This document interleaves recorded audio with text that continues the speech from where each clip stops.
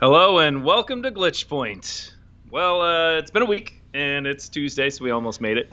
Yep, it's Tuesday. Yeah, I mean, not much has been going on in my life via games. Um, yeah, I'm just still playing indie games and stuff like that. Yeah, I saw So you still playing Celeste. yeah, I'm almost done. Oh, I'm good. on the last chapter of the game, and I'm hoping to beat it. But then there's going up back and getting all the strawberries, Yes, which I'll gotta get them probably do. strawberries. Got to get them strawberries. I really like the game. It's really creative. Just the way that they do the storytelling. I was actually really blown away uh, about how they preface it. Because I mean, it's really, I mean, it's very much a Meat Boy style game, but yet it has all this like feel to it that Yeah. I was like, I actually talked to the NPCs all the way through just to kind of get the story, and I was actually really intrigued by it. Oh, So okay. Yeah, I, yeah, I, don't- I think I got an hour or two in, and I think it was the same syndrome with all other Switch games for me, which was it's on Switch. Forget I had the thing, so I didn't play it. But it's on Game Pass, so I need to like actually go back and play it again. yeah, it's good. It's they do a really good job of just introducing new mechanics, or I mean, just new movement styles, and I don't know. I mean, at first it felt a lot like Meat Boy. I mean, a lot of the characteristics of Meat Boy were there. Like the retro zones or what I think that's what they're called in Super Meat Boy. But just Yeah. warp zones. Sorry, warp zones. So they have like Oh, that's you what. find Yeah. you find a computer in Celeste and it like takes you into a retro style of the game. Oh, I It's didn't like get that far. That's awesome. well, it's hidden, so I don't know. Oh, okay. There's a lot of hidden stuff. Like on every level, there's a tape you can find, and I actually really enjoy the tape um, platforming because it's always the same. It's like these alternating blocks, akin to like Mega Man. Yeah. Um, but it's a lot of fun, and they're really challenging. Uh, but yeah, I think there's a heart on every level, and like or like a jewel. I don't know. I'm gonna go back and see how much I can find Okay. because a lot of that stuff is really fun. Yeah, definitely. Yeah, and I don't know. I think with those games, it just all comes down to the quick retry. They get those quick retries nailed down. Like that's why Meat Boy I think made such an impact was there's no wait, and you just like you keep trying until you get it. Yeah, definitely. So all right, well you had something that was we didn't have enough time to talk about or Oh yeah, from last it week. was So relate. yeah, I can't even remember what it was related to last week. 'Cause I barely remember last week. But last week is all sex bots, oh, so that's hopefully it's right. not more of No, that. it was not more of that. But maybe one day could lead to. Anyways, Yeah. Okay. I saw an article about. I think it was specifically around Apple, but this is in general, just in the tech world of. I mean, there's the idea that after COVID happened and everybody learned that they can work from home, although I cannot do that.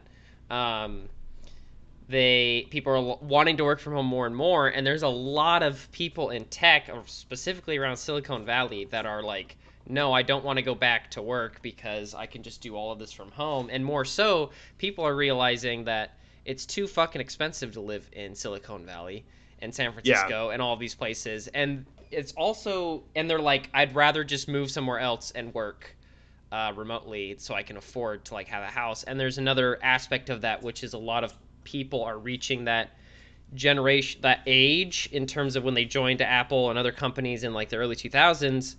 They're starting to get that point where they want to have their kids going to college and they don't want to have this giant ass mortgage to pay, and they want to have like, they just have a different life now.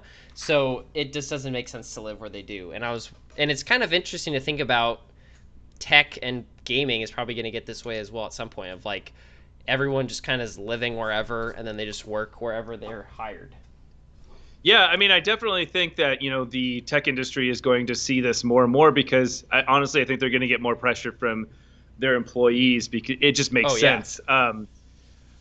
This whole argument seems a lot like old world, new world type stuff, and it's again kind of what we talked about last week of things are evolving, and I think that like if you were to start a business and one of the aspects of starting a business is kind of having a place that have people around and Yeah. I mean there it's kind of makes it special. You start this thing and yes, you do lose that when you have if everyone's online, it's just necessarily the same. It doesn't have you don't have the same ambiance of your just camaraderie. Like, Yeah. everyone can't go see a movie. You can't be like, oh, let's have a movie day or a movie Yep. afternoon or something. That because no one's there, so it doesn't.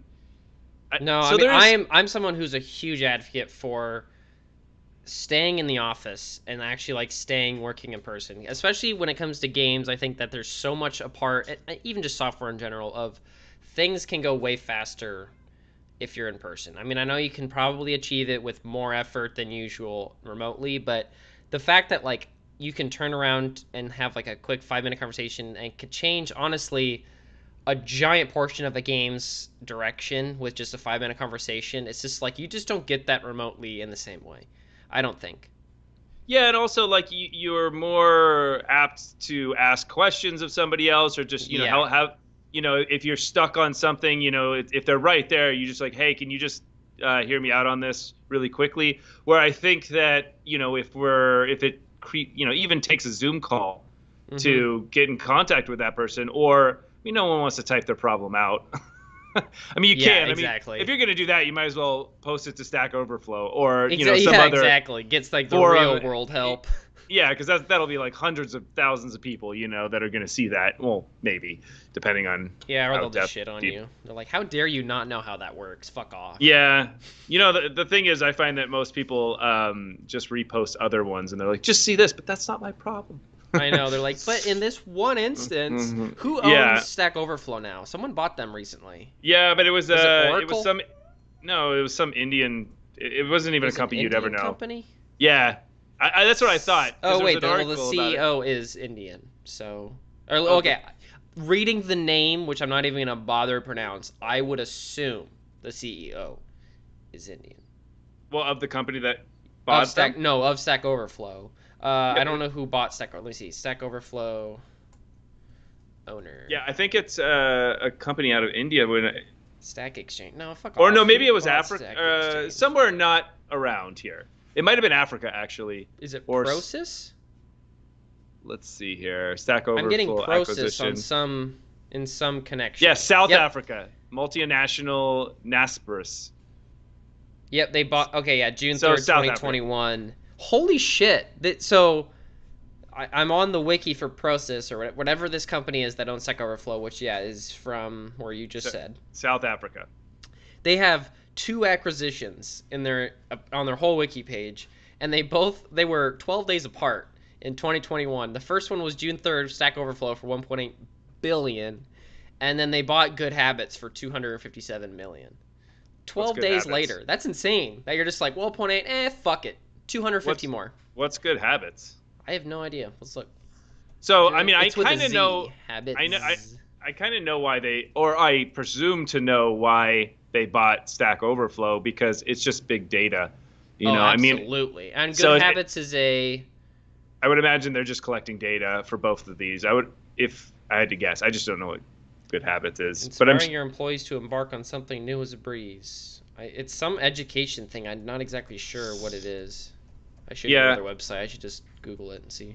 I mean, there's a lot of people that say that our future is the acquisition and the securing of big data. I mean, like that's kind of Absolutely. where all these, international or multinational companies are going, and even like the way that Facebook is working, and it's just about who can acquire and hold on to the most data just for machine learning, and our world is kind of running on that just for Yeah. predictive algorithms. But I don't know. I mean, I don't think I would buy Stack Overflow. I don't know. It just seems like something that I hope it doesn't change. I guess ads. They probably do make a good amount of money.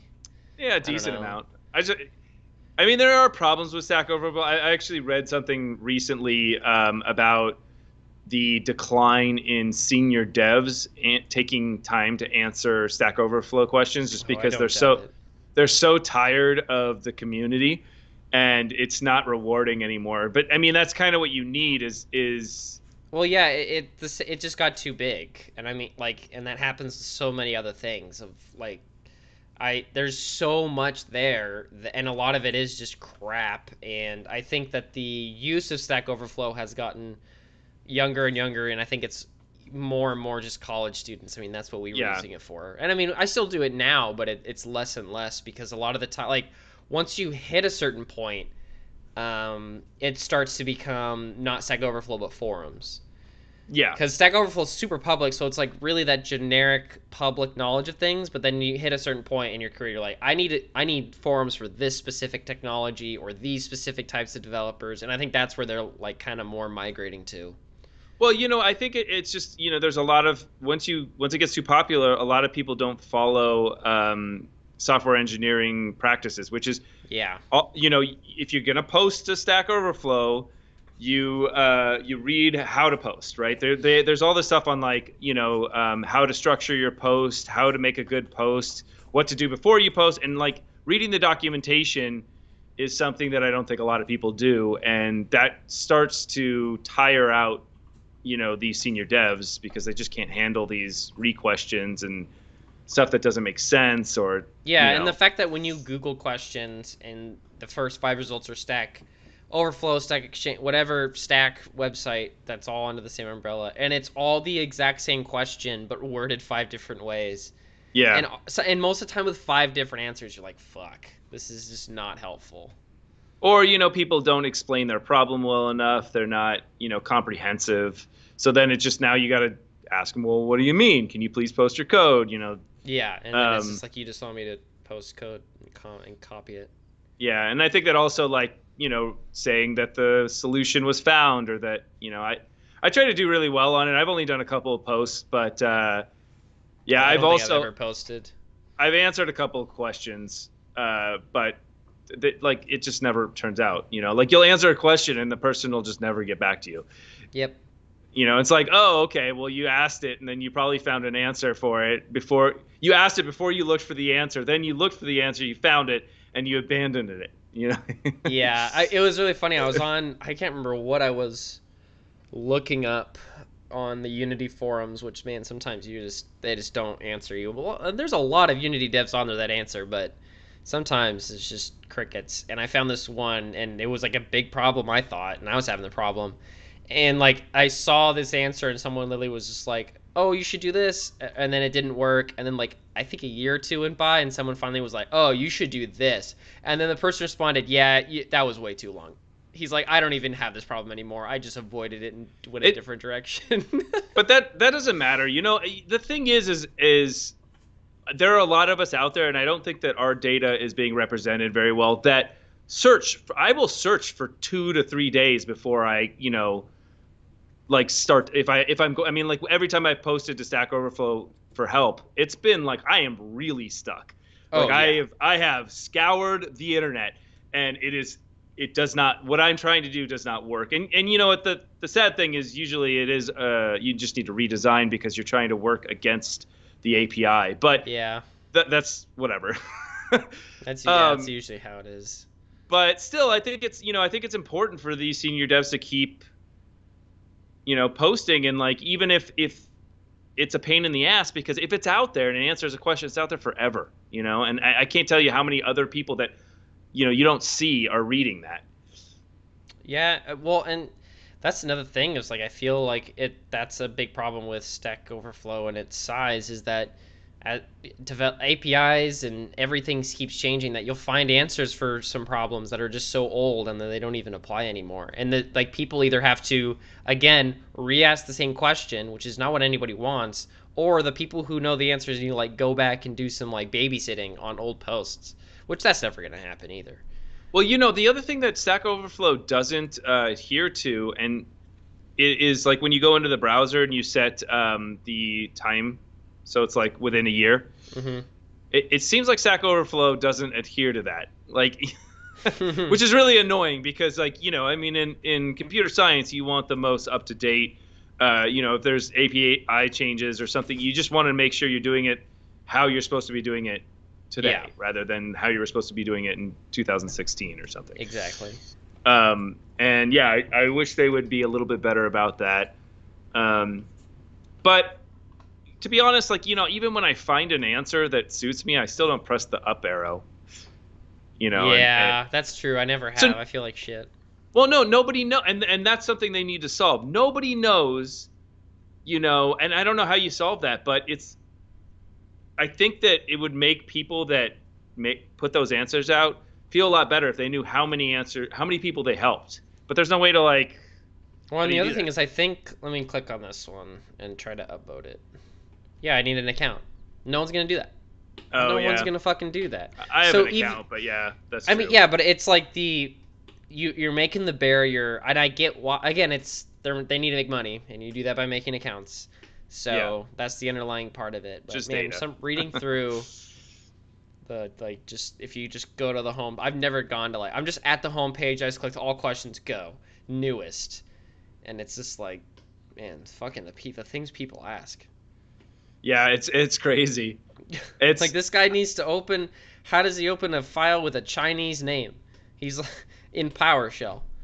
Dude, you know I don't what? I could fucking I could know. definitely find the answer to that though, and I know. Like, is this real? This can't be a problem. That like, and no one's answered. Granted, this was 2 minutes ago. All right, all right. I mean you could kind I of could figure save this this out. through some sort of predictive algorithm. If you had, like something that just did a basic Google search, some sort of bot, or I don't know, automating if you can find this, it just spits out like five things automatically if it's findable, you know. True. That would be actually kind of. Well, yeah. Because then they would get rid of a lot of these and be like basically saying, hey, go search Google. And that's what a lot of answers to these questions get is, did you actually try to look for the answer for this? And it's like, no, well, I didn't. Yeah. Exactly. But no, to get back to your first comment on Oh yeah, remote work. remote work, I don't know. I mean, it seems like it doesn't work for every situation, and I think that it's definitely going to happen in the tech industry fairly soon. I'm a little sad about it. I am too. But then I guess you have what we talked about with the AR and the VR, and I think that might cause the at home experience to be a little bit more, because if you can see the person next to you even though they're not next to you, then it does alleviate that problem, and it also allows you to have meetings and other aspects. I think the Well, big thing see, is, yeah, go ahead. like I think my big question is I've been an advocate for a long time of the 4 day work week and this like moving over to that, which countries do, and it's just a very there's just so many benefits from it, and I know you technically work less hours, but there's so much science behind you get more done. But anyways, I wonder if now is the time to start asking that question rather than why don't we just remote work half the time or just say fuck it remote work, because I'm wondering is I guess we're gonna have to just do remote work longer and see some evidence of this. But I wonder if there will be more work done on a 4 day work week than a 5 day remote or a half remote, half in person week. Because I mean, at the end of the day, no one wants to work. Everyone wants to work less. That's the whole driving force behind this. I don't think that anybody's gonna sit down and say yes, remote work is more proficient. They just workers don't want to work, and that's totally valid. I don't want to either. So I think 4 day work weeks could be a better solution. Well, I think with remote work, the thing is trust, right? And like it when you're at the office, I suppose you have over eyes that are seeing what you're Yeah. doing, and there's less chance that you're going to be goofing off or. But the thing with computer science is it's really about work done, not work spent. Yep. If you can get the amount of work done, then who cares how fast you do it or how long you sat there, or and it just. Yeah, I mean, But and that's a big problem. Just, I mean, that's still a problem in the industry. People still don't see that, and it's still time based. And like, how long did you do this? How long? It doesn't work. Well, I think it's But time based just because of paychecks. It's just easy for yeah, them to figure out the financial, compensation for it. And I don't know, maybe, yeah. I mean, I guess you would have to do it more like jobs, and the funny thing is if it was task based, it works very well with Scrum and different things like that, because you just build in, well, you're doing the time, how much time it took you, you yeah, build in a cost, and on top of that. But I don't know. that'd be interesting. Yeah, I mean, I have no idea where. I think that we need to try a lot. This is like when in high school when they started to do the block schedule. Did you ever do that? Describe it, and I'll tell you if that's what I had. I don't know So terms. so it's like the 2 hour class, and then you have a break, and then another. So I think you have 3 classes in one day rather than 5. Okay, yeah, I And had then you that. have these like big blocks, and then like instead of having the same class every day, you have them like all or yeah, Yeah, I when forget how it goes. it was weird. When I was in middle school, we were signed up for 6 classes and we did 4 a day. So we had what we called 1, 3, and 5 days because fucking like that just made sense. But in high Yeah, school, it was 6 classes, A and B days. Yeah, which is yeah. that's so weird to think about now. So I don't know, I like when they try new things like that. I mean, it seems like they never stick because it's really hard to get the entire system to move over. Yeah, So, but I think with stuff like AR, it'll alleviate some of the things that people don't like about the work at home, whenever that launches and becomes relevant. yeah, Uh, because I know that the biggest argument that you'll hear from company owners is, it's just as we've said, you lose some sort of intangible connectiveness to the office and to everybody, and the spitballing or whatever you want to call it, this idea of like ideas being in one space that can kind of take you in different directions. yeah. And I mean, like just banter can just like Yeah, ideas can just spurge from like a lunch conversation that you're just like fucking around and you're like, oh, what if we did this? And you're like, wait, hold up, though. What if we did that? And then that turns into a thing. Like I feel like again, I get that going to work can suck, but I feel like there's a lot that will be lost. That's probably not for the best. And I think games are they're gonna take the longest to go fully remote. If they ever, I don't think they ever should, but well, I think the other aspect of this is also just the drive and the need for people to live in cities. I think a lot of people are reevaluating, as you said, living in cities, and oh yeah, I definitely. Well, actually, yeah, that's actually a good point because the remote part was actually just one part of it. Because the article I was reading was specifically around Apple because they're one of the last companies that's not doing.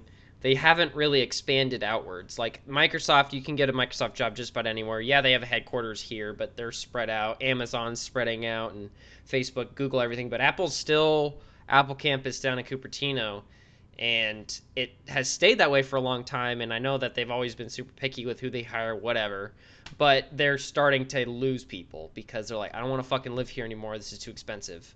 And they're now either they've officially said that they're going to, and I think that's what it is they're going to start expanding out to the normal places, although I think they said Oregon rather than the Seattle area, which is probably smart, I guess. I mean, there's a lot of people up in the Seattle area because this is like yeah, but it's not cheaper. this is like Silicon Valley Part 2. But yeah, it's just the same expensive. It's just the same So, thing. Yeah. and then my thing is, though, the reason Silicon Valley is expensive and Seattle is expensive is because the tech companies are here. And Yeah, there's so it's just so going to much happen. demand. So you're just spreading it out. So now Oregon's going Well, to get more expensive to live, and you're just maybe it'll gentrifying the even out. I areas don't know. that But you're creating, and like it's just like, yeah, you're in 5 years it'll be the same problem yeah, because property prices all go up the second some city gives them the contract or whatever, or they figure it out. exactly. And I mean, that's why the salaries of a lot of software jobs is, I mean, they're really decent salaries. It's generally Yeah, great salaries because you have to go to these places that are fucking expensive as shit to live. Um, so I'm yeah. wondering, like, if Apple went to Oregon and like at the beginning, are they going to pay people the same? Because the cost of living is not nearly the same as San Francisco or something. It's very interesting. And it's this problem's been trying to be solved by so many people in so many different ways. I mean, you could say that this rush for the new transit boom is also like, Yeah. with the what Elon Musk thing, and with Yeah. No, we the definitely talked Hyperloop, about and then that. Yeah. there's also the hyper, or what is it, that train that's like this really fast train that I think is in Japan. I'm gonna Forget the say name of it. It's like the fast hyper Japan something, train. hyper train, hyper. It's not Hyperloop, but hyper. Yeah, Hyperloop's the Elon thing. Yeah, hyper. Japanese Train. 100 billion world's fastest train. What's the name of it? The Maglev? Yeah, the maglev. Thank you. Yeah. Yeah, so the maglev, and just all these different projects that are trying to, and Japan obviously has a much more concentrated issue of what you're talking about, because to live in Tokyo is like living in New York or worse. Yeah. And and you have to live there because to get the traffic's so bad because it's just not it's on an island, and it's not, the infrastructure of the roads is not very good. So you basically sit in traffic just in the same way as people do in LA and people do in Seattle, and like, just, No, and and I you're mean, wasting I so think much of your that's time. I think that's going to be one of the biggest solutions to all these problems is to make it easier to not have to live right by work or within driving distance and get people to not go and driving, which I believe that's why I'm up in the Redmond area now, or still, and we're building the monorail from Seattle all the way into Redmond, Yeah. which stops right, and it goes right through the Microsoft campus. So, I mean, you know what they could do is they could split up these large companies. They could split up the teams or the divisions of the company and have make those smaller cells that locate to cheaper areas, so that you can live cheaply and you're close to home. But then I guess they would pay you less. I don't know. yeah, see, And that's my thing is like if they start doing that, will they pay less? And I mean, Microsoft does that to an extent. I mean, a lot of their game studios that are still in like under the umbrella, like 343 and whatever, they're not on the Microsoft campus.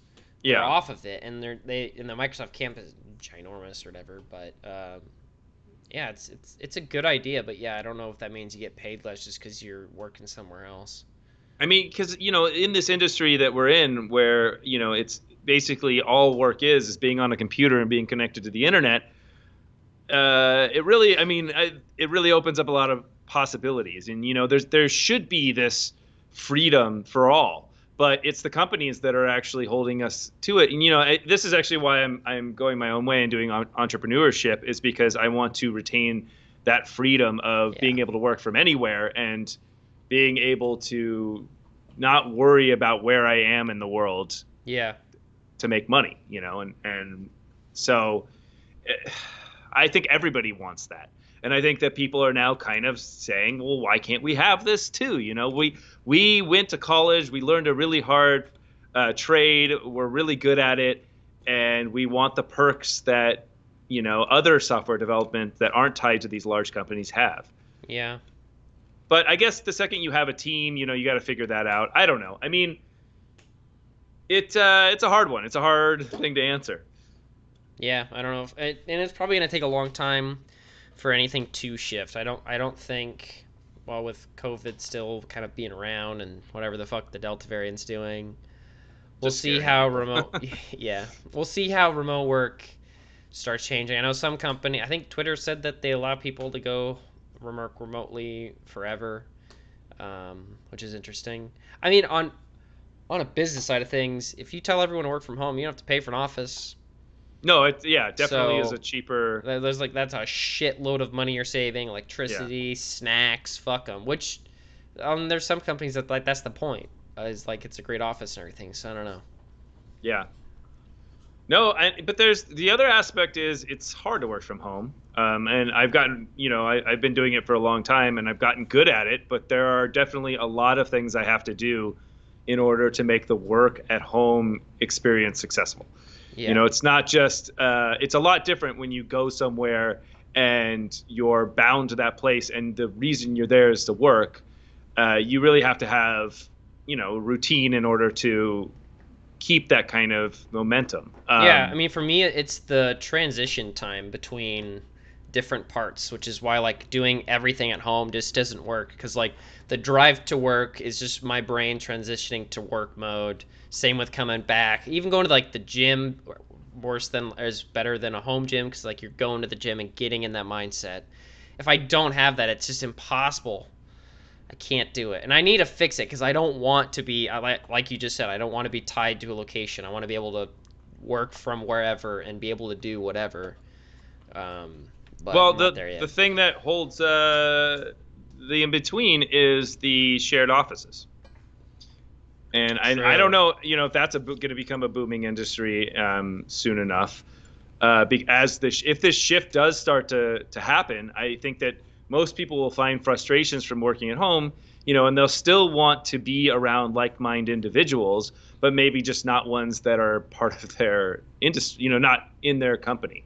I mean, ignoring the security problems of that is a good I, idea. Like, I don't know. Microsoft doesn't want you to be working next to Facebook employee number 5, but Yeah, but it's a good you point. can I share like the yours. idea. I forgot about the shared spaces, which I guess with COVID probably doesn't exist. It's probably coming back right now, but Oh, I think it got really hit hard, and then I think it'll end up coming back fairly quickly and with a vengeance. yeah. And yeah, I don't know. It's going to be interesting. It definitely like it's nice because I don't have kids, but I have dogs, and it's nice to work from home because of the dogs. Because Yeah. it's easy to deal with that than trying to figure out what to do with them. And I'm sure kids is the same way. It's like when you go to work, it's like, oh well, what do I do with my kids? And then you also have to pay for now, whatever the play places that you drop them off at, or I don't know, a nanny or Yeah, what are kids? I mean, yeah, or one of you has to stay at home, which is half the income. yeah. Your basically income potential is cut in half. So, yeah, Unless you work from home, you're right. I don't know. Do any of these large companies provide daycare Oh, I'm sure. like I'm Microsoft sure and it stuff? depends on. Let me see. I mean, I know companies have dog daycares. Do they? Microsoft. Just gonna look up daycare. I'm sure they do at some level. I mean, why not? Like, here's Yeah, that's what I would think. encouraging. Oh, interesting. No, they don't. They gave you discounts, Ooh, gotta but get those discounts. discounted childcare, backup care for children. Yeah, I don't. I mean, I guess that's a pretty giant liability. Yeah. But I mean, what's Well, stopping Microsoft from just buying a fucking local daycare and being why like is that a Microsoft liability? stock? I mean, you have to just go through all. I don't know how to run a What, daycare, but you are have you to gonna like stab? hire people and like you have to make sure the kids don't get hurt. And... So you don't hire from the prison system. True, number, true. number one. Yeah, and I think the kids. I mean, it's the same liability as any daycare. I don't see it. That would be a problem. Yeah, I mean, I'm sure other companies do. Yeah. Um, okay, so I have two stories, and I'll give you Okay. both of them, and you can pick. All right. So, Company of Heroes or Netflix is doing VR content. I don't even know what the hell Company Heroes is. You don't know what Company Heroes is? Yeah, Company of Heroes, are you saying? Company of Heroes. Yeah, no, I don't Yes. know what that is. Really? Let me Google The it. the Maybe I game? do. It's the RTS game. Oh, that's right. This is the one with the really big Oh, a good third. AI Oh, that Raven okay. basically I was gonna say, where have loved. I seen this? Yes. All right, let's Yes. talk about this then. What do you want to Yeah. talk about? No, I'm just glad that I mean we could talk about anything. I loved this game. I loved Company of Heroes, and I think it is specifically because of the AI and like just the way like when you first play the first one and you realize that, and this is back in I don't know when the first one came out, but I think it's late '90s, early 2000s, but maybe even earlier than that. And when flanking mechanics, like they had really good flanking mechanics, and it was just so much fun and challenging to try to get through these towns. Yeah. And I'm really excited. It's not as cool anymore because I think that the tech that they created has been put in a lot of different things, and flanking mechanics isn't like that big. But Yeah, hopefully they do something interesting. that's true. Like the thing that kind of drove them was brand new technology and all. I don't know if they have brand new technology or if it's just like, hey, this is another World War II RTS. But But we'll see. I couldn't find if it's the same company or the same lead or any of that stuff. So it is the same company. It's Relic Entertainment, Oh, it's Relic. Okay. which they were founded in '97. So yeah, they made all the company hero games, I believe. I guess I don't remember there being much of a resource management in the last one, but I think there was a little bit. But I get they're going to have it a lot more like supply lines coming in, and I think I remember there was something like that. Um, so that's really cool. And then I guess they're also going to have it so uh, you can pause the game to make inputs into your supply. So like you can do the resource management stuff while the game's paused, which is kind of Oh, nice as that's well. nice. Yeah. That's I think their big thing, and then I think it's the Mediterranean. I think Yeah, it's Mediterranean. Mediterranean. It's going to be Italy and North Africa. So I don't know where the other ones took place. Yeah. But that's cool. Yeah, I mean, it was just a really good game. It was like one of those things that it's hard to say when a game blows you away that long ago that it even matters anymore. But I think there's going to be a lot of nostalgic people that are going to go after this and buy it. So I think it'll probably do really well. Yeah. Um, Well, I'm wondering just how, like, what are they doing? Is it just another RTS, or like, are they doing something that's really big? I didn't. I Um, what the article I read was very slim, yeah, I so mean, they it doesn't just sound like announced there's. it, so I Yeah, figured it was gonna be. I mean, it's an RTS, but graphically it does look good for an RTS. I mean, I know that what's Age of Empires 3, yeah, 4, 4. Age of Empires four. 4 is coming out, so maybe RTSs are having a little bit of a boom, a return. I Well, guess what it's was not my type of the genre. last biggest RTS was? Civ 6. Oh, I guess you could. Yeah, I guess Civ Six. Was Civ Was that 6 the the one that was last like? one, or was it Civ 7? I don't know. There was one that was Was off 6. planet, and then there was two that came out, and then one of them was off planet, and Oh yeah, that was just like nobody an liked expansion, I thought. nobody liked that. No, it was a full game. Nobody liked that Oh one, well, and fuck. then well, at least from what I remember, nobody liked it. Maybe it's better now. The thing with the Civ games is they're never that great when they first drop. I mean, they're okay, but then the expansions that come and just like basically fix the game and make it so much better. And then people will be like, "Oh, now it's amazing! You know, it's an amazing game. You got to play it." But I'm still Yeah, always a Civ 4 player. I just think that I really liked the game was hard.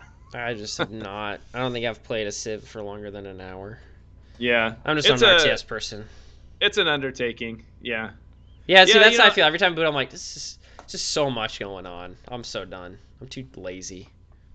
yeah. But you played the Halo Wars. I did, but it was mainly just to get through like the story. I mean, there were some fun parts, but even then, it's like I'd rather it not.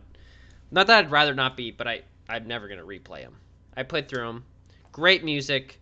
The cutscenes were fucking awesome because it was Blur Entertainment or Yeah, whoever made those. But yeah, I played once. I'm good. nice. Yeah. Um, yeah, I don't know. RTSs they can be a lot of fun. I just think that I'm not really competitive about it. I think that's where most people get really involved. I don't like the competitive like StarCraft type of because it comes down to like timing and then like Yeah.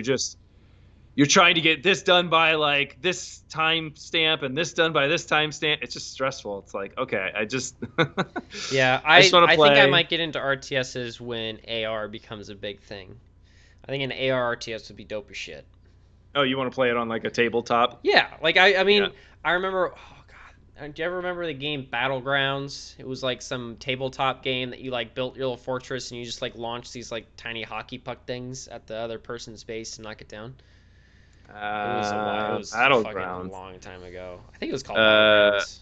PUBG? No. Yeah. Oh, back in the day, playing a little bit of PUBG. PUBG. Um, Yeah, board game. Battlegrounds table game. Maybe it wasn't called Battlegrounds. I don't know. Yeah, I don't know if I'm ever gonna find it. Maybe it wasn't There's even popular. Battlegrounds games. Maybe it was just this stupid fucking thing that I some. Oh, there it is. Battleground crossbows and catapults. Oh, This game was fucking awesome. You just you built your little nerd. fortress and you just destroyed the shit out of it, dude. This in AR, like this is all I want. I just want to be able to like not have to buy little plastic pieces and everything that are like limited. Like imagine how cool it would be to just like have an AR tabletop game. That's so awesome. And I know there's No, VR and I tabletop agree. sim, but like fuck VR. I like AR better. I think it'll be way cooler. Well, also it's not on a table. I mean, the cool thing Yeah. about is that it actually exists on the table that you're sitting at, and everybody can see the same thing. I mean, yeah, it's the chess from Star Wars Millennium Falcon. Just like a hologram chess. yeah. It's awesome. I want it. Well, and the big thing about board games, which I think is why most people gravitate towards them, is they bring people together into one play space. Yeah. And physically.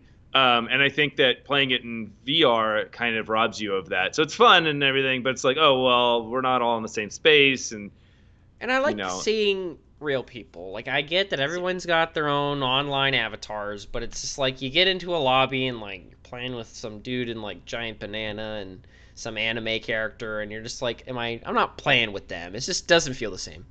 some random cartoon avatar that's just the default for everybody, or just a floating picture that's your Steam character, which also half the time is some anime character for people. I mean, I think AR is going to blow people away. I do too. I don't think that VR is going to have the market share that people hope it's going to have, just because I don't think that the things that you really need, unless some huge technological advance allows us to go into the world, then sure. Well, but what do you consider the holodeck from Star Trek? Is that AR or VR? I would say it's its own. I mean, it is. It's a mix of both. It's a mix of both. I would say it's more AR because that's tough. No, because it's physical. It actually is in the world, but it's not either. Because that's true. It's its own thing. It's not augmented reality. It's actually reorganizing matter in order to create real things. So it's its own thing. Okay. It's funny. And continue. Because if you have to augment reality, you have to take reality and then put something on top of it. Yes, true. And I just think when it comes to people in sci-fi movies and everything, like holograms are way cooler to people. Like when you see like really futuristic stuff, like in the Marvel movies, you see Iron Man doing his 3D models with his hands. That shit's awesome to watch. It's not cool to watch someone put a headset on. I know there's Ready Player One, but the thing with Ready Player One is once they put the headset on, you get teleported into the world, and you don't see that ever again. Yeah, and that is like nowhere where VR is. It's funny that you went because I'm actually reading Ready Player 2 right now, and it's basically a Matrix thing. So I think I told you that before. We were talking about Matrix at some point. That's probably working. So that they went into the next generation of their technology boom. So now everybody is inside the world physically, and basically it's tapping into their brain, and so it's interpreting the signals that are going to the brain and tricking it to feel, and basically everything feels real. Yeah. If that kind of stuff happens, then yeah, sure. Yeah. VR will win. But right now, I think that we really need physical people, and I think that we need people in our spaces. Yeah, I mean, I think when it comes to tech, what's the reason VR hasn't excited me as much is just I don't like the idea of there's life and then there is the VR space, and it's just very separated. I just like the idea of technology being incorporated into everyday life constantly. Yeah, I think VR is kind of missing. It's. I think if you were to map your room and like be able to have be in VR in your room, and people have done this. You've seen people create the room in like Maya or whatever, or some sort of modeling, and then they upload that, and they're able to spend their time in that room in VR.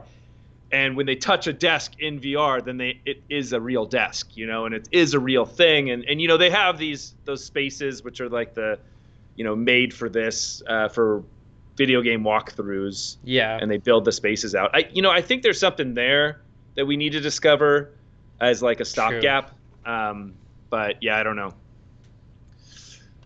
We should just rename this to the AR VR podcast of some sort. The amount of times we talk about it is insane.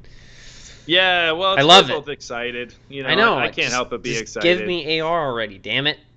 Yeah, well, it's surprising that it's taking this long for. It's like everybody's so nervous to put out the first real market device. Yeah, and it's like, are they like? Is it? That and just there's stupid tech coming out that I just like. Why are you the fucking Samsung folding phone? Why the fuck did we waste money, time, and effort on that? No one wants that phone. The Surface Duo, no one wants that either. It's like $1,000 off now just to get it out of the fucking warehouse.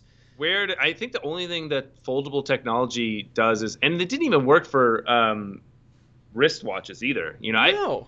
It just because you don't need that much folding. I can't think of a reason you would need that much folding. I don't see why you need any folding other than laptop, and even then, AR could solve the folding problem. Well, what about if you had a magazine that was one magazine or one book? How about one book to rule them all? That's a tablet. Well, no, yeah, it is. But what if it had pages? So like the folding got so page-like that you could like crumple it up and throw it away, What the? and they could make Like a screen that's just a piece of paper? Is that what you're saying? yeah, that just a piece of paper. Even then, I was just like, I don't What's the know. point? Yeah, I know. Yeah, It's like again, it's really just what's the really, point? it's the same with the Samsung. It's like, oh yeah, it's like a notebook, and you open it up. It's like, yeah, but what's the fucking point? You guys Well, had such a good idea with the Note. I'll give the Note credit. That thing's an awesome little thing. It's like a notepad. It's still a big phone. I like big phones, but like, it's a great idea that obviously sells. Why the fuck did you make it fold? And it didn't even fold good. That's the other problem. The Surface Duo actually was a pretty decent looking device. Like it folded pretty cleanly. well, it didn't. It didn't actually cross the barrier. Yeah, no, the screen, you're right. The screen did not fold. It was a dual screen piece Yeah, it of was dual tech. screen. So it was just a really awesome looking Nintendo DS, but it's just weird some of the technology some of these companies focus on. And you're just sitting there Well, like, why? you're sacrificing because now the phone is becoming fatter and like it. Already the phones that we have are not the greatest pocket travelers. My phone takes my entire pocket because I won't put anything else in there. Yeah, And that's why I just don't understand why people like big phones and why phones just have routinely gotten bigger and bigger. Drives me insane. well, if it's just I like a simple little phone. I know Buy what the you're missing. smallest possible. Well, not the small. I didn't get the mini iPhone 12 or whatever. That one was super small, but I got the smallest one above that, and I do every single time I get a new phone. Whatever the smallest one I can get, I usually get. I think a lot of people do use their phones in bed. I don't know how if you use your phone in bed. I don't. I That's do, the but I argument. don't want to. Like I sit there and I'm like, why am I on my phone so much? And I'd rather watch my TV, or I've got like an iPad I could put on a stand, I guess. But Yeah, but they're like watching. They'll watch movies in bed. oh yeah, like the or phone is the centerpiece of everything now. yeah. Like your whole life, and that's something I've been trying to get away from. To where my phone is like I communicate with it, and it's like a little digital helper and calendar, and that's kind of where I draw the line. Well, I've completely cut out all social media the past 2 months. I literally don't have anything. Good. That shit is toxic, and also it's just irrelevant. It doesn't really get you anywhere. I honestly don't think that it gets you very far in business. I don't think it gets you very far. I mean, it depends what you're doing. I think there are some businesses where if you're trying to sell a product, yes, Yeah, like social media I'll can be. use social media when I need to do business stuff, but outside of that, yeah. And I mean, even the news. I've been reading news less and less because it's just especially video game news. I read it a lot because of this podcast, and I mean, I like video games, but man, I feel like every day it gets dumber and dumber. Kotaku, fuck off. They're the dumbest articles they come out. Like I'm just reading the title, I'm like, dude, no one cares. Yeah, I watch I do Game Informer. I actually was a Game Informer subscriber for their magazine, so I actually really liked that. I used to be when I was younger. You know why I liked Game Informer magazine was because the pictures were really big. Dude, yeah, right. They were huge got pictures, posters, dude. That was you reason. got the posters, everything. Yeah, it was amazing. So yeah, maybe I just need to ban Kotaku from my news app. Actually, you know how I'm getting most of my news is I just use if you go to the Google homepage or like if you open a new tab in Chrome, it shows you the curated stories, and I love that because it's based off of my searches.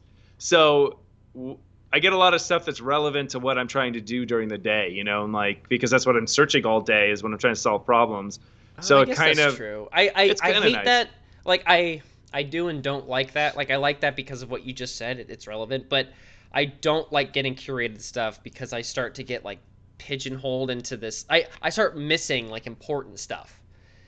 And I don't like, and I think that was my real big problem with TikTok, which was it was fascinating how you could just have the same app to people and it was like a completely different app for them. It's like a fascinating little thing. But then at the same time, it's kind of weird. And I noticed it, like, I was missing really big news. Like, when that Evergreen boat got stuck, dude, I didn't hear about that for like 5 days. By the time I learned about it, everyone was like, how did you not hear? I'm like, I have honestly no idea. I open my news, like, every day. I don't understand how I didn't see it. No, yeah, it is a big problem. I think, and also with TikTok, and I actually find that a lot with YouTube as well. I have to physically go through YouTube. Like, I just go through. I do it through subscriptions, but you can see all your subscriptions, and I just look at the most current videos. And yes, there's a lot of crap I don't want to watch, but at least I know all the current stuff that's going on that I subscribe to. Yeah, So it's definitely. not being curated at all, which is a way around that. But yeah, I think TikTok is kind of always going to be that way just because of the nature of its short video Oh no, format. it is. I'm worried long term how that's gonna affect the internet and culture in general, but it's just how it's built. So, and there is an aspect of it that is kind of cool, but I had to get away. Yeah. Yeah, I mean, and Oh, this hello, Kobe Flaw. Kobe Flaw? what? We have Kobe someone. Flaw. Well, we have someone watching right now. Kobe Flaw said Nintendo Power. Did you Yeah, have Nintendo well, Power? of course I had Nintendo Okay, Power. fuck yeah, dude. Nintendo Power Yeah. was definitely the superior of all. Yeah, But Game Boy close second. in its day, it had its moments. I It mean, it was did. really good. I had all the collection. I don't even know if they're worth anything, but they're sitting at my parents' like my room in my parents' house. Oh wow. Yeah, so they're still there. I So, could go and read. because I you have like used to collect games, are they all in a yeah, storage they're all in the unit? storage. Okay, Yeah, so you've just got this bomb ass storage unit of all your yeah, shit. and Yeah. I have a couple that are fully sealed, and my friends encouraging me because after the big sales of I think Zelda and then the Mario Oh, I saw those. variant Yeah. ones. Yeah. Well, I think they're both. I don't know about the Zelda one, but I know that the Mario sealed one that went for a lot was a variant. So it had some sort of unique uh, art on the cover that was, or some way that it wasn't. Yeah. Was it It like was a more non-free rare. sale or? Yeah, I saw that. No, I didn't read into it, yeah, but I forgot. I mean, it was something about the box art that wasn't the regular box art, so that it was even more rare. So then, but it's it's crazy how you find that. Because if I just picked up a random piece of Mario, I'd probably just be like, oh, whatever. And I'd just be like, okay. But like someone just looked at it and was like, that doesn't quite look like what I've seen, and actually pointed out that's really weird. yeah, the only reason I have sealed copies of stuff is because my mom would buy stuff. Like she bought a bunch of games and then she would give them out to me, like for things, you Oh know. wait, So so the Mario we were talking, I thought it was a Mario on the NES game, but 2 days ago Mario 64 sold for 1.5 million dollars. damn, Well, just a what the regular fuck? Mario No, 64 I'm reading into it because I totally sealed, missed that. Like, the probably sealed well copy of graded. the classic N64 fetched 1.5, including fees. Damn. Uh, yeah, that Zelda sold for Yeah. $87,000. I don't know what it is about this copy other than it's sealed. And I mean, I know it was an auction, so of course it's gonna get up there. But fucking 1.5 million I don't really get it, to be honest. for I a don't. game that's like what 30-40 bucks. Yeah, I don't Oh, know. Tim is actually, I think that's Kobe Flaw, the guy watching. He said it was lost in a basement for a decade. That's very impressive. Yeah. I Well, it just blows my mind. Oh, there we go. Yeah, a is there any? sealed Is there copy anything that? of Super Mario Bros. Was 6,600 or $660,000 in April, and it was just a sealed copy. Yeah, that was the one that started it off. I Yeah, that was mean, to say that was yeah. the highest paid ever, and now it's like Zelda's like no fuck you, and then now Mario's like no fuck you. Well, I also think this is kind of riding the NFT thing too, Oh where it's like, God, the yeah. acquisition. I feel like we're having this acquisition of the past, and like, as assets, as potential investments, and like we're just, and maybe it's because a lot, as I think we talked about this before. It's a lot of the people that it's where nostalgia lives. So Yeah. we're now sitting in people that have money or have done well with their careers now are trying to regain these items, and so they're just going for a ton. I don't know if I this will mean, you continue. say done well, dude. What you can drop if you can drop 1.5 million on an N64 game, dude, you're doing well. I That's just would never think insane. that. Yeah, it's really crazy. Again, like yeah, if you really, I'm like, oh, I want to play that game I played as a kid. Just go to the store and spend $80. Like maybe, go to a Goodwill. You probably Well, get half of the package. it is an asset, and then once it's bought for that much, it is True. evaluated at that much, and it will only increase in value. Although, I mean, you have to find a buyer. Man, that's crazy. I know. I mean, it was yeah. I don't know where this was. Dallas-based auction house. Wow, that's just yeah. I Oh, never would have thought that would ever have happened. it's ask if the guy is named Tim Lambert. Oh, his says he He said his name is Tim, so he Yeah, said there it's you go. Tim, as if I Yeah, knew him, but I'm assuming you do. I do. Yeah, yeah. He's a good friend of mine when I was That's growing great. up. So That's yeah. awesome. Well, Tim, Yeah, hey thanks for Tim. showing up.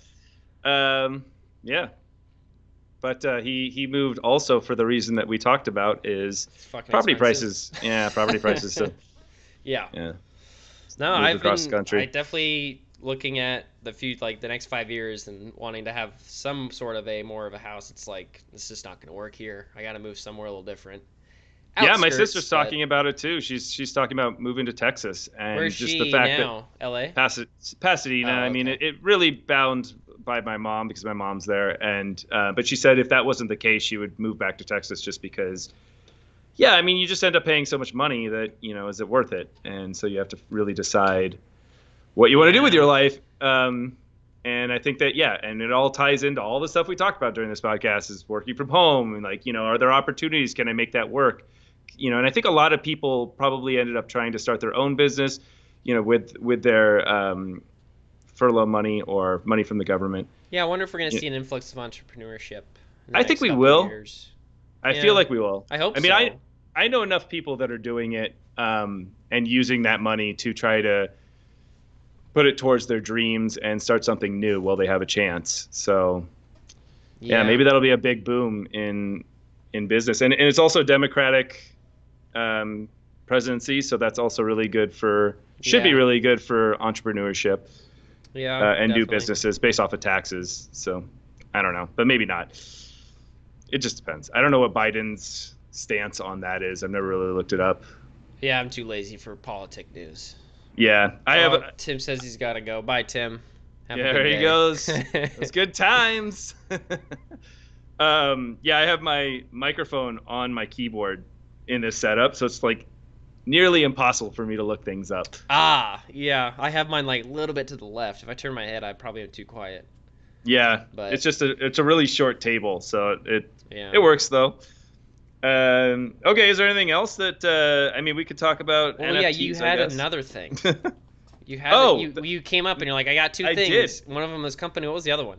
I didn't look into this. I was trying to find it right before, but I was watching a podcast and they had mentioned that Netflix has announced that they're going to create VR content. Oh, that's right. Interesting. And I guess that's really cool. I don't know what that means. I mean, I know there have been a couple of movies that have been tried to be VR or in a 3D space. I watched one of them that was like really early on in VR, and oh, I have another thing in VR. I don't know if we're gonna have time. Yeah, when we're minutes Um, away, but yeah. But so I don't know. This is kind of cool. I mean, this is one of the biggest film houses. I mean, they make so much content that it would be nice to see a little bit of that push towards the VR space. yeah, no, I mean, it's exciting to see Netflix back something like this because it's kind of crazy how much money they just throw around at all this stuff. Oh, there's something else. I mean, there's like 360 YouTube videos. I don't know how those were kind of a thing for a while, especially when Google was pushing their Google Daydream and Google Cardboard. It's a cool idea. Like, I like the idea that you can like watch something in 3D. Yeah, As we always say, it still would be cooler in AR or it would. holodeck sense. Well, no, I think that kind of stuff actually lives better in VR. I've looked at people that have attempted this and this idea of taking any angle and being able to view the scene, but really the problem is you then have to you have to follow the action and like where does the action belong and like how are you viewing that, and maybe it's I don't know, it's if Yeah. you're putting somebody in the space they can literally turn around and not look at the scene at all and then miss the scene. I mean, True.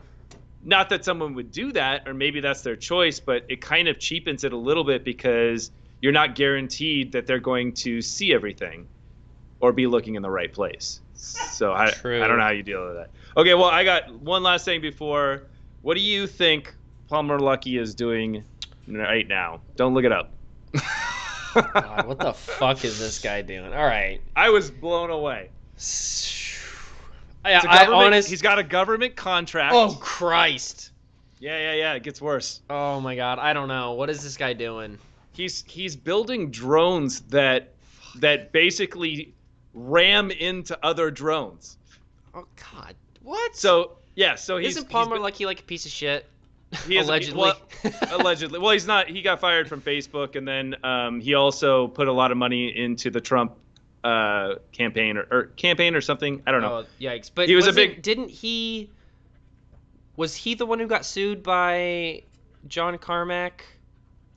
Oh, I didn't know that one. There was. I don't think that there was some weirdness early on with Oculus. I think it was before they were purchased by Facebook with like stealing stuff. Or no, someone maybe sued John Carmack. I don't know. John left id and then he went to go with Oculus. I don't fucking know.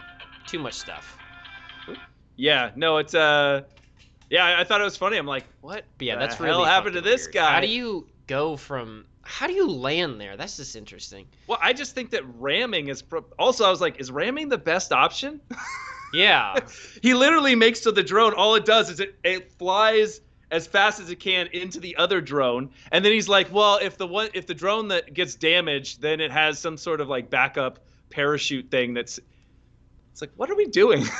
And I get it for military, if there's surveillance drones or some sort of strike drone, how do you take that out? And I guess his thing was up to this point, we're using very inefficient techniques, or like missile strikes. I don't think they're using missile strikes though. There's got to be better ways. I feel like there's got to be a better way than up ramming. With his fucking ram a drone into it. Yeah. I feel like this is just gonna be those robot fighting rings you see, but in the air. He came up with the rock, so he's like, throw it at the drone. And they're all of a sudden they're like, how much do you need? Yeah, exactly. Make it happen. $1 billion to make the next rock. Yeah, it's like I thought it was funny. I was like, oh, okay, sure. Yeah. Well, good. Well, there you go. Good for Palmer Luckey. Good for Palmer Luckey. All right. All right, that brings us to the end.